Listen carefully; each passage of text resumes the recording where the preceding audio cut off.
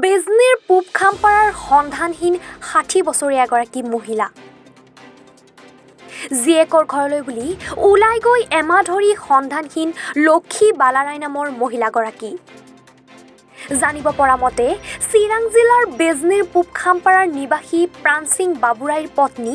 লক্ষী বালাৰাই এমাহ ধৰি সন্ধানহীন বিগত ডিচেম্বৰ মাহৰ ২৭ তাৰিখে গুৱাহাটীৰ জালুকবাৰীত ভাৰতীয় হিচাপে থকা মহিলাজনীয়ে জীয়েকৰ ঘৰলৈ বুলি ওলাই গৈ আজিও সন্ধানহীন হৈ আছে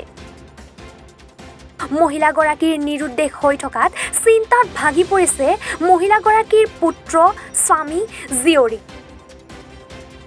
এমাহ ধৰি বিভিন্ন ঠাইত বিচাৰ খোচাৰ কৰাৰ উপৰিও গুৱাহাটীৰ কেইবাখনো থানাৰ দুৱাৰে দুৱাৰে ঘূৰি অৱশেষত পত্নীৰ নিৰুদ্দেশ সম্পৰ্কে এজাহাৰ দাখিল কৰিলে বিজনী থানাত এই ক্ষেত্ৰত কোনো সদাশয় লোকে মহিলাগৰাকীক কৰবাত প্ৰত্যক্ষ কৰিলে আৰক্ষী থানা অথবা 8530833435 নম্বৰত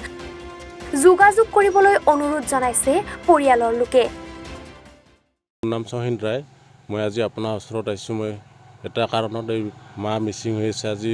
2 মাহ ধৰি হ'ল ভালেকেইদিন হ'ল আজি বিচাৰি পোৱা নাই আমি সেইটো কাৰণে আপোনাৰ ওচৰত আহিছোঁ নিজৰ জৰিয়তে গোটেই মানুহ যেন সহায় কৰে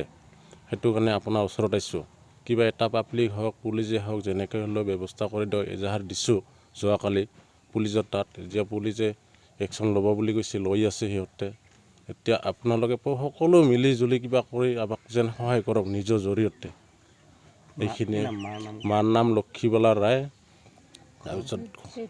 দেউতাৰ নাম পানসিং ৰায় বিজনীৰ পৰা ধ্ৰুৱ সূত্ৰধৰ ৰিপৰ্ট এনি ভাৰত 24